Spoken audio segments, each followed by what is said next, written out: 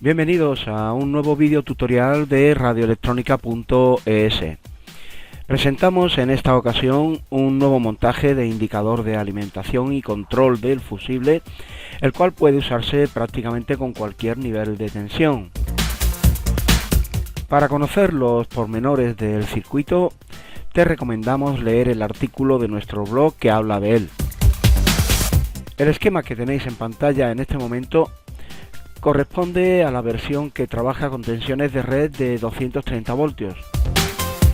Para evitar parpadeos en los LED, debidos a las peculiaridades del software, y sabiendo que el circuito trabaja solo y exclusivamente con los semiciclos positivos de la onda, usaremos una fuente de corriente continua con la misma tensión eficaz de la red de distribución eléctrica, o sea, 230 voltios.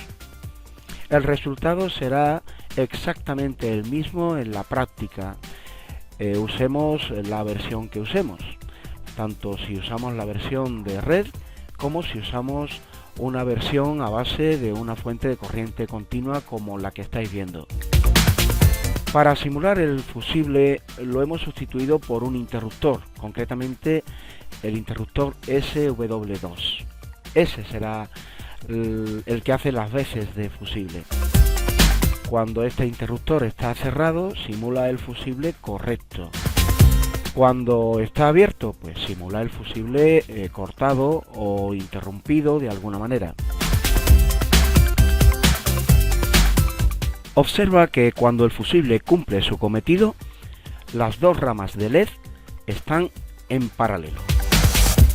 Esta es la rama del LED verde y esta es la del LED rojo. Como veis, las dos están en paralelo. Para poder visualizar el encendido de los LED con toda su intensidad, hemos elegido como valor de la resistencia limitadora 12 kiloohmios.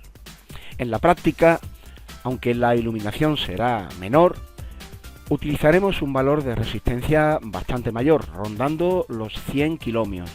Así evitaremos elevadas potencias de disipación en dicha resistencia y obtendremos una luminosidad aceptable para el uso que vamos a darle a nuestro circuito, ya que tampoco hace falta que los LED se iluminen con toda su intensidad para saber si el fusible está correcto o no. Vamos a poner en marcha el circuito. Cerramos el interruptor de corriente general y vemos qué ocurre cuando el fusible está en buen estado. Podemos confirmar que la carga está siendo alimentada correctamente, ya que como carga hemos elegido una lámpara y esta se ilumina perfectamente. El LED que en este momento está iluminado es el LED verde. Esto nos dice que el circuito está funcionando a la perfección. El circuito del LED rojo, al estar en paralelo con el LED verde, no se ilumina, ya que en sus bornes no existe una tensión suficientemente elevada para superar ni siquiera a la tensión del diodo Zener. No obstante, si el fusible salta por cualquier circunstancia, el LED verde se apagará y el que se iluminará será el rojo. Veámoslo abriendo el interruptor SW2 que hace las veces de fusible. Pero para ver esto con más claridad, vamos a dibujar el mismo circuito de un modo diferente. Eliminaremos la lámpara que hace las veces de carga, ya que para el caso no nos resulta de utilidad. Antes que nada vamos a parar el circuito, cerramos el fusible de nuevo y abrimos el interruptor general y desconectamos el circuito. Ahora quitaremos la lámpara que hace de carga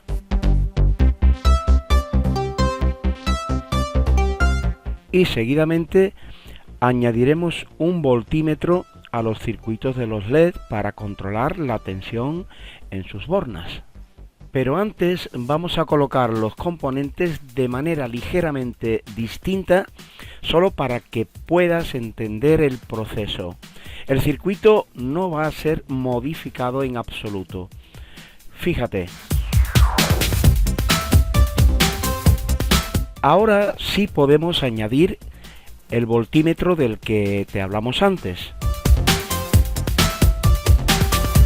Como podéis comprobar, el circuito es exactamente el mismo, solo que hemos eliminado la lámpara que hacía de carga y hemos añadido un voltímetro al circuito de los LED. Vamos a ponerlo en marcha. Activamos el circuito y cerramos el interruptor.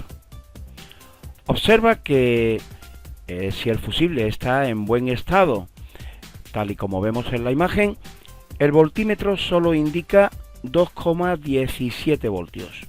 Es decir, la suma de las caídas de tensión del LED verde, que es aproximadamente de 1,5 voltios, más la caída de tensión del diodo 1N4007 que tiene en serie el LED. Aquí caen aproximadamente 0,7 voltios.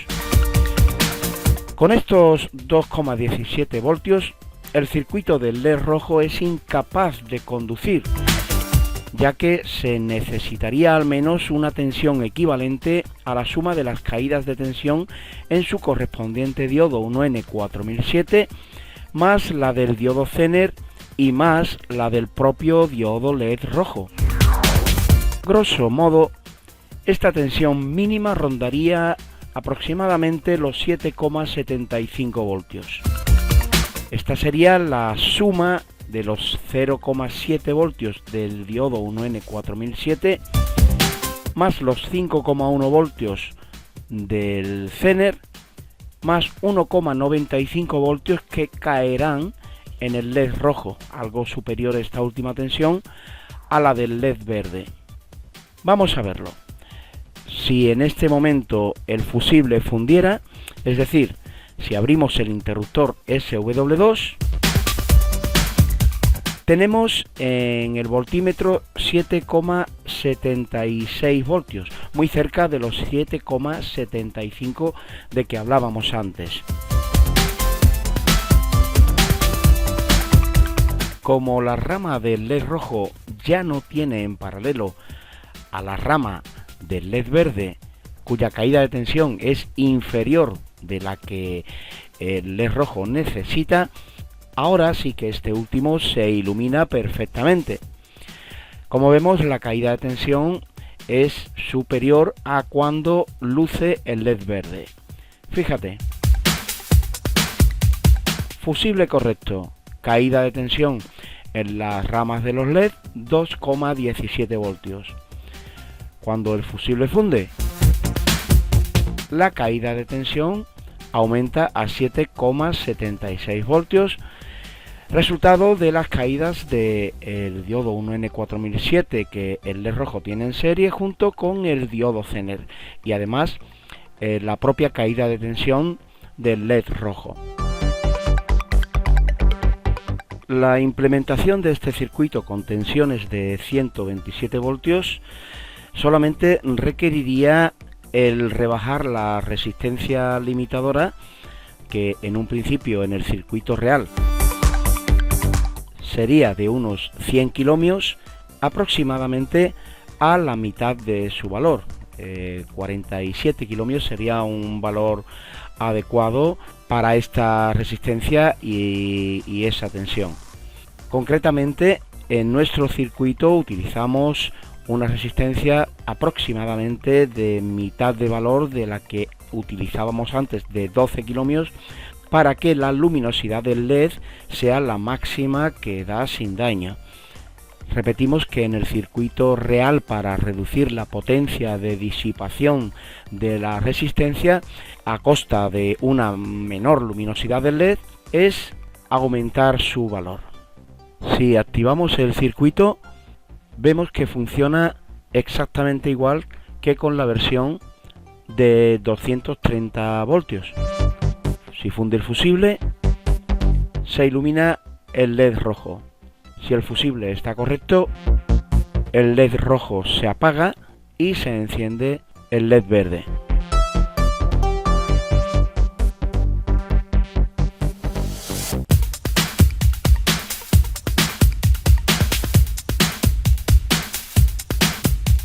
El circuito correspondiente a tensiones de 13,8 voltios clásicas en las fuentes de alimentación que usan los radioaficionados es el que veis en pantalla.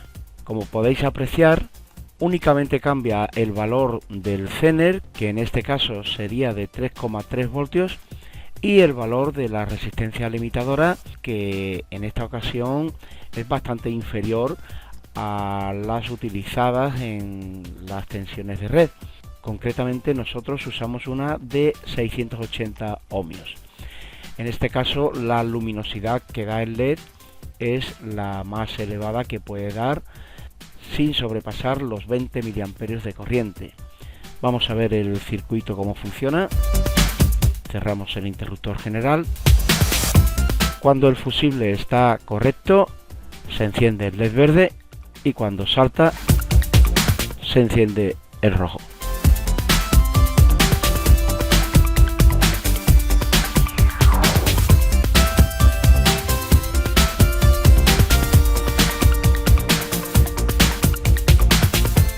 Esperamos que este vídeo os haya gustado y os invitamos a visitar nuestro blog radioelectronica.es, donde encontraréis más información.